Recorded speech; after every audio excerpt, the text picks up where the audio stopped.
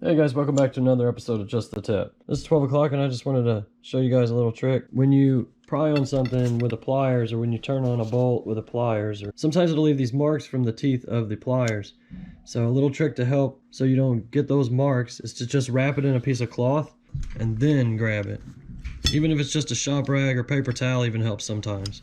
If you wrap something around it like a cloth or something and then do the pliers, it won't leave those marks on there.